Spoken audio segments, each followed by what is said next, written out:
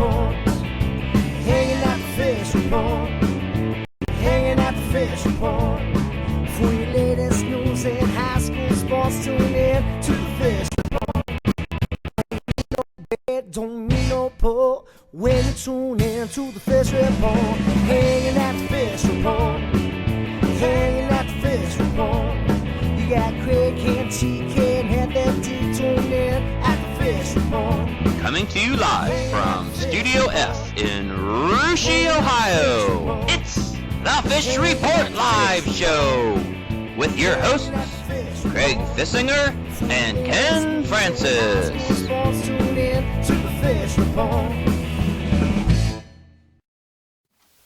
Welcome, folks, to another Fish Report Live, the post-game edition of Fish Report. I'm Craig Fissinger. That's Ken Francis. Thanks for joining us tonight in our sound room. Heavy D has the week off. Have TK back there, and we have Heavy D's fill-in, Ross, sitting in for taking care of all Heavy D's duties tonight. But Ken, another fun night on FRL. Going to talk a lot of tournament basketball tonight, including girls and boys. Yes, we are, Craig. We're going to go live actually to Piqua High School. Hopefully, here catch up with Big Dog, who's been over there all night. He's going to recap the Fort Loramie win and the Russia win tonight, and we'll talk a little bit about that big matchup coming up on Saturday afternoon between the two county rivals, Craig. And we're also going to head up to Jackson Center. Talk to one of the hotter teams in the Shelby County Athletic League this year, Craig. I think they're on a 5-game winning streak right now, and that is one of the best coaches in the Shelby County League, if not all of Ohio. The head coach of the Jackson Center Tigers, Scott Elchert. He's in his 17th season at Jackson Center. He's got approaching 250 wins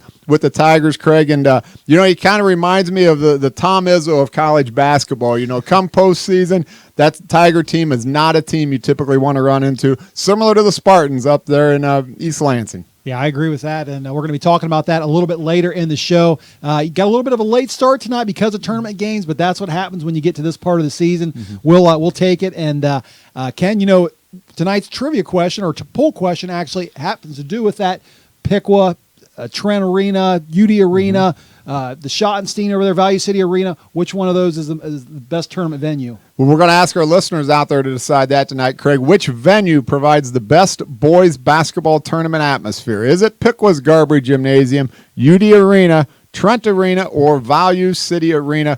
Craig, all four great venues, and really looking forward to see what our viewers have to say tonight. Yeah, of course, if you're in the southwest portion of the state playing like we do in the Shelby County Athletic League, you look forward to getting to all four of those places if you can get that far. And if you're watching us on the Fish Report Live page right now, you can scroll down, help us answer tonight's poll question, check the results. If you're watching us on NK Telco or Game Face Ohio, we will have those results for you at the end of the show. All right, Ken, well, let's get things started talking some D4 girls Sydney sectional, and the semifinals actually started on Tuesday night, and I know last week we talked about this a little bit, thought maybe it would be an all Shelby County final. That wasn't the case, though, was it? Nope, Craig. The Eagles of Troy Christian slid in there, took care of Botkins last night. Big win for the Troy Christian Eagles program, their first tournament win in 10 years. They beat a good Botkins squad, but, Botkins just didn't quite have enough to contain the 6'2" post player there for Troy Christian. Jackson Center, on the other hand, Craig, they held up to their end of the bargain, rolling to the sectional finals. They'll play Troy Christian for a right to take on the Monroe upper sectional winner the following Saturday at Troy High School. Yeah, I'd like to say I don't see Jackson Center having much of a problem in this game, but then again, I didn't think Botkins would have much of a problem with Troy Christian. They do have the 6'2" senior, as you mentioned there. Haley Peters is her name. She's averaging about 14 points a game, almost 10 boards a game, so she's a little bit to contend with, but Jackson Center, awfully tough, and we just saw tonight where I know the Old County was released and saw who we expected there, Cassie Meyer on first team, as well as Cameron Elchert in there and some other deserving girls. Yeah, I like the Jackson Center girls program. I think Coach Reese has done a great job, Craig, not only with this team, but, Craig, you got to look at their winning atmosphere, the winning tradition they've got going over there right now. They've got back-to-back state volleyball championships. They went to state in girls basketball last year. These athletes over there at Jackson Center, Craig, they know how to win, and win they have done on the basketball court again this year. expect the same on Saturday when they take on Troy Christian. Yeah, and they have a very good coach over there in Jeffries, and he's done a very nice job with that program. Just his first year coming on after Scott Dosek last year. How tough is that for a first-year coach to take over a program like that and continue on that same success? Right, extremely tough, Craig. But the thing he had going for him, Craig, he had a lot of experience coming back. He had all the big guns coming back for him, and like I said, they've got a winning tradition over there, and I think they'll keep it rolling. All right. Well, let's move ahead and talk about tonight's big games. And, of course, we talked about hoping for an all-Shelby County final on Tuesday night, or in those first two games. Tonight we were hoping for the same, and we got what we thought, huh? Yes, we did, Craig. Fort Laramie, they rolled over an Ansonia team there, and in the upper bracket, or the upper game of that bracket there. And then the Russia Raiders, Craig, they had their hands full with the Indians of Mechanicsburg tonight. Russia jumped out to a big lead early. After one quarter, they led 18-6. By halftime, Craig, Russia had a struggling second quarter there, only scored a couple points, and held a slim lead there at the half. Actually found themselves down 6 points, Craig, late in the third quarter. But, Coach Timmerman got his girls fired up. They got their second win. I think they were a little tired there for a while. Got their second win, came back and really poured it on late over a decent Mechanicsburg team there, Craig, winning the final score of by 14 points. Yeah, and I just mentioned a little earlier about the all-county voting coming out. Of course, Russia's Maria Heron, a senior, very deserving of that County Player of the Year award. She was named tonight. She started that first quarter with 7 points, but then got held kind of scoreless for a couple quarters, didn't she? Yes, she did, Craig. I think she ended up only with 8 or 9 points, so Mechanicsburg really buckled down on her, Craig. But what that did was it opened up the inside for Larissa Poland. She had a huge game for the Raiders. I've seen this girl play a lot of basketball now. She's just a sophomore. That's bad news for the rest of Shelby County League, Craig. It's good news for the Raiders. She got great hands. She finishes well at the hoop, and she's a tremendous foul shooter. So, really nice to see Coach Timmerman and his Lady Raiders hang on there. They've had a great season, and they're going to get another shot at Fort Laramie. It'll be the third time these two teams hook up come Saturday afternoon. Yeah, and those first two times, Russia wins big. The very first game they played Fort Laramie. The second one maybe a little closer. On paper, it looks like it should be an easy game for Russia. Yeah, it does, Craig, but it won't be. Coach Siegel's going to have her troops fired up, Craig. I'm sure she's got a lot of tricks in her bag. But I like the Raiders program. Coach Timmerman's done a great job. They got great senior leadership at the guard play and tremendous post players inside. So, it's going to be a tough game, though, Craig. It's going to be a battle. Look for Fort Laramie to probably try to push the pace. And the Raiders, they've been a little thin on the bench all year, Craig. They really only play 6 girls, but they got 6 really good girls basketball players right there, Craig. And they've had a strong season, and Coach Siegel, she's going to have her team ready to play as well. Yeah, she's got a lot of weapons over there as well. Girls like Rayanne Fry, Sarah Stang, Taylor Radaman, all girls that have been playing very well this year. Russia, on the other hand, I talked to one of their coaches just tonight, and he said, their motto, slogan, whatever you want to call it, this postseason has been, it's just a one game. It's a one-game season. It's a one-game season. In other words, all we have to worry about is this next game, and that's probably a good mentality when you get in a tournament, isn't it? Absolutely, Craig. It's all about survive and advance, and that's what Russia did tonight, Craig. Their backs were up against the wall after getting a big lead to start that game. They found themselves down 6 points late third quarter, Craig. They were winded. They had absolutely nothing left in the tank. Mechanicsburg had all the momentum. They were really pushing the ball up the floor. Russia had no answer. And, just like that, things clicked for the Raiders. Jenna Conander hit a huge three from the deep in the corner right at the end of the third quarter, which cut the lead down to 3 points, I believe. And Russia just kind of picked up that head of steam going into the fourth quarter, Craig, and outscored. I think they ended the game on a 22-6 run. And then I know fans that were at the game or maybe listening to it on Scores broadcast might look at someone like the Player of the Year, like Maria Heron, and think, gosh, there's a girl that, she didn't really step up when the Raiders needed her to in the second and third quarters. But then again, you got to think she's probably drawing the other team's best defender, and that gives opportunities to girls like Larissa Poling and Cameo Wilson and some of those other girls to step up there. Sure does, she's got to take what she's given, and she's got to let the game come to her. She's very good at doing that, and Russia's just going to have to continue to knock down some shots. look for him to get Fort Loramie's best defensive pressure the whole game on Saturday. Fort Loramie is very deep.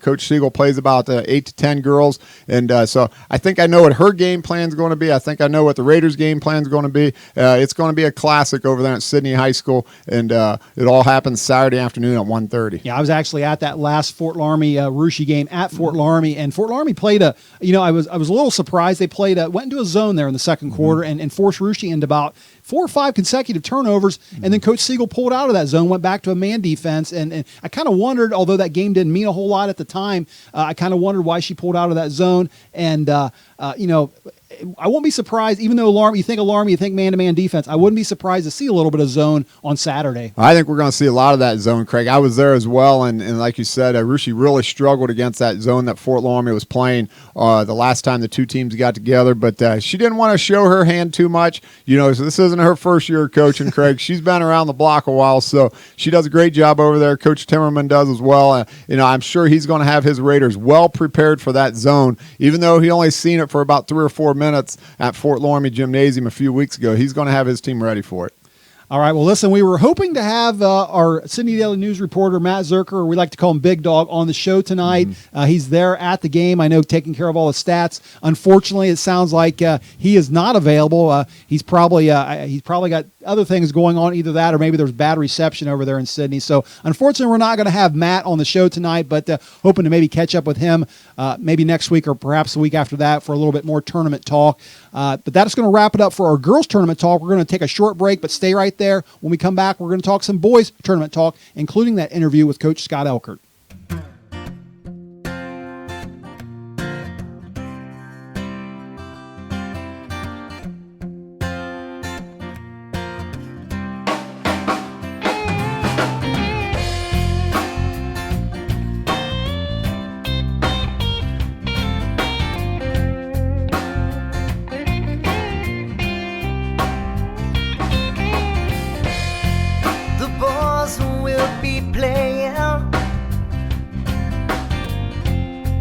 Stage at the leaving van.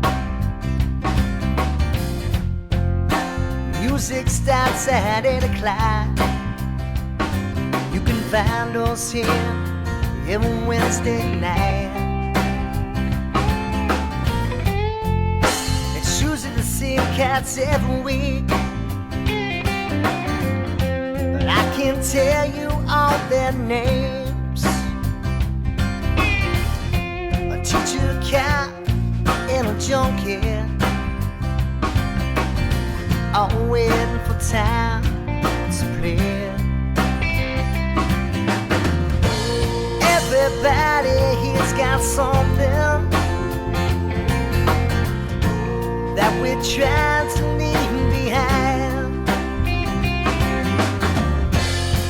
We're all a little broken, for a place to hide. Get no answers, don't ask any questions. We're all here just looking for a high. And we're all beautifully broken here tonight.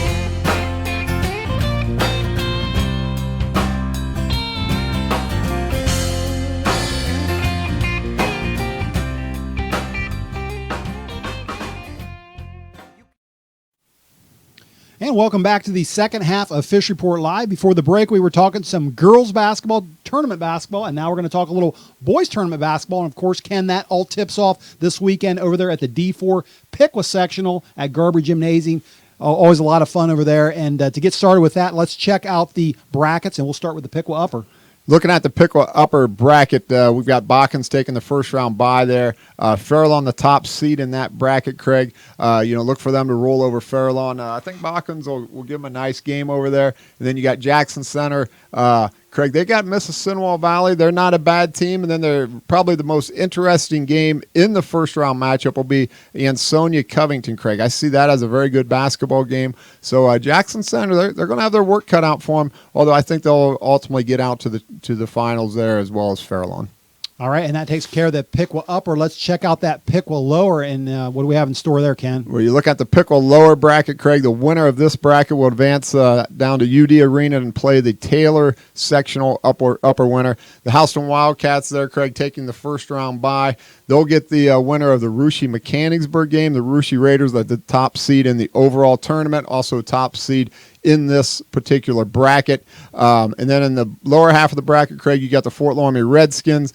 They're taking on Riverside, and they'll play the winner of Lehman and Triad. So, Craig, as I look out past through the week, I really think the top two seeds in that bracket, Russia and Fort Laramie, will advance out to a Saturday evening matinee game, Craig, which we'll be facing off for the third time this season. All right, well, listen, we've been talking a lot this season about Russia, Fairlawn, and Fort Laramie and the SCAL. And one team we haven't spent a lot of time on is the Jackson Center Tigers. They're led, of course, by the Dean of SCAL coaches, Scott Elchert. We're happy to have him live on the phone right now. Coach, welcome to Fish Report Live, and thanks for joining us.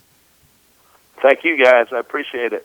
All right, well, listen, Ken and I are ready to talk some tournament basketball, Coach. And but bbefore we talk about this weekend, we wanted to get your quick thoughts on the regular season. I'm not sure if people out there realize this, but your Tigers were actually 9-0 outside of the league, and included in that, you were 4-0 against the MAC. What did you think about the competitiveness of the Shelby County League this year? Well, I think what you just said speaks for itself. We ended up the regular season 15-6. All six of our losses came in the league, and I think in all those 6 league losses, all but the first time we played Fort Laramie, they all came, close down to the wire. And if you look at the other league games amongst the top teams, they were all down to the wire as well. So the league this year, as in most years, was just off the charts in terms of competitiveness. Not, like you said, not uncommon for the Shelby County League, that's for sure. Coach, I've also noticed that your offense has really picked up with the month of February. 4 of your last 5 games have been your top scoring totals of the season. Is that just a coincidence, or have you been running more of an up-tempo offense lately? No, I mean, I think it's a combination of things, to be honest with you, Craig, in terms of we really have emphasized our early transition offense more here over the last month. And I think you add that into our shot selection has gotten better. The fact that our kids have now become more comfortable with one another playing. We were a very young and inexperienced team coming into the year. And now we have multiple guys scoring. So I think when you factor all those things in, that's why we're scoring a little bit more. Coach, hi, this is Ken. Let's talk about one of your stars, and of course that is senior Brady Wildermuth. Brady's been a lot of fun to watch for 4 years. Not only is he one of the top players in the Shelby County Athletic League, he's one of the top players in Division IV in Ohio. As I watch him play, as I've watched a lot of Jackson Center basketball over the years, Coach, he reminds me a lot of a player you had several years ago by the name of Andy Hoyne. Andy went on and played Division II basketball at Mercyhurst. Brady's going on and playing Division II at Findlay. How do you compare these two players? How are they alike and how are they different? Yeah, that's a great question, Ken. And it's coincidental that Andy's actually now back helping us coach, and he actually goes against Brady quite frequently in practice. And here's the big similarity between the two. They are both big-time players and great in their own way. But, from both an offensive and a defensive standpoint, they're both very different. Brady is just a much more unorthodox player. He's not very conventional how he scores. He's a hard scout, I think, for most teams. Because when you think he's going to make this move, he makes some kind of move that you just don't typically see, and he finds a way to score. Andy was very much more conventional in how he scored his points with his back to the basket and the shots that he took. And even defensively, which we've built our program on, they're a lot different. Andy was just an unbelievable defensive player, but he was more of a lockdown guy. We would put him on the other team's best player, and he had a way to just shut that guy down. Brady has been huge for us defensively, but it's more about his off-the-ball defense and his shot blocking ability and just being able to assist and help his teammates. Coach, let's talk a little bit about your opening game Friday night. You know, when you're a good team like you guys are, a lot of times you kind of get a cupcake to start the tournament. But, you know, you open up with Mississinawa Valley, a team that Coach, you know, I've watched a lot of basketball. I've seen Covington play this year. They beat Covington. They've won 3 of their last 4 games. You know, on paper, they look like a pretty good team. Jackson Center is going to have to bring their best, I believe, Friday night. What do you know about the Blackhawks? Well, you're right there. They are a very good team. And the one thing that we do pride ourselves on is we don't take anybody for granted.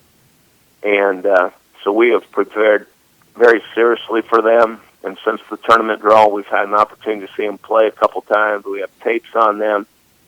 And, you know, their team starts with their point guard, and Ethan Bowman, who's an outstanding player. But they have a lot of other guys who are capable of knocking down shots on any regular night. So we know we're going to have to defend from the opening tip to the final buzzer, and we are going to be locked in for a battle. But we kind of like that. That way, you know, if you're going to make any kind of tournament run, it has to start with your first game. So our kids know that they have to be ready on Friday night to play, you know, from the get-go.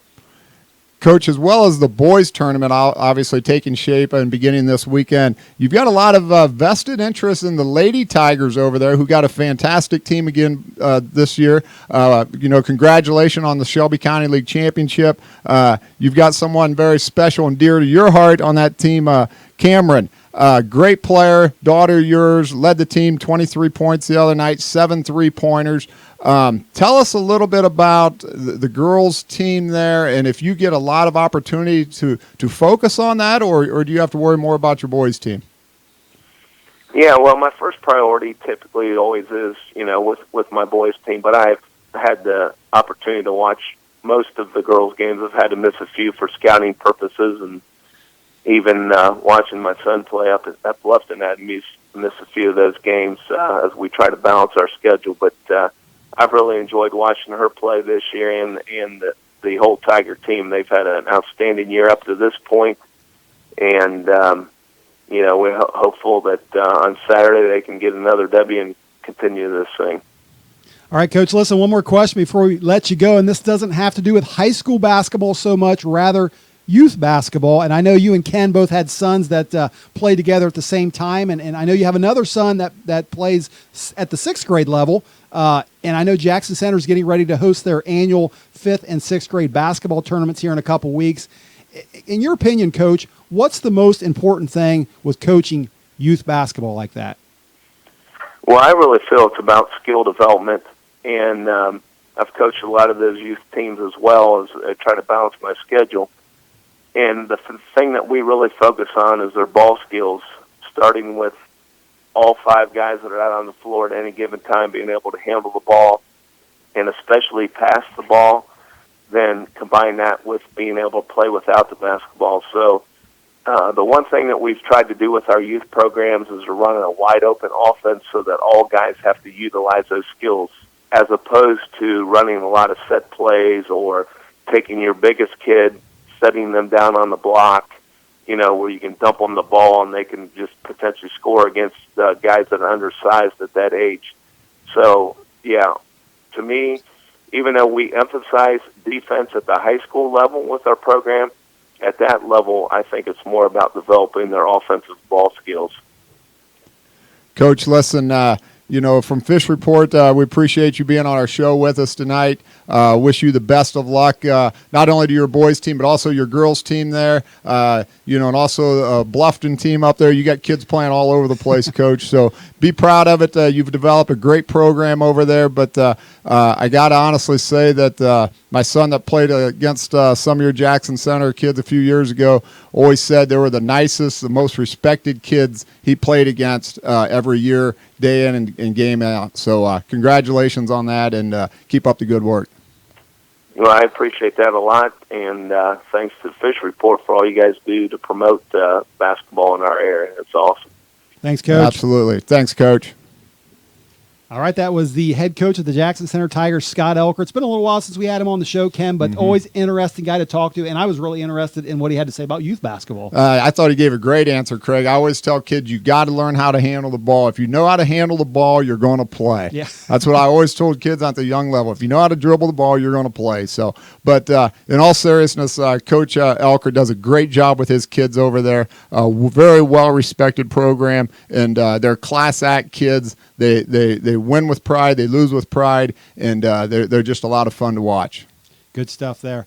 All right, and that's going to about wrap it up for our talk tonight. We do want to get back to the sound room, though, check in with the guys back there. I know TK and his assistant there, Ross, I believe, are running things for us. Guys, what happened with the phone call with Big Dog?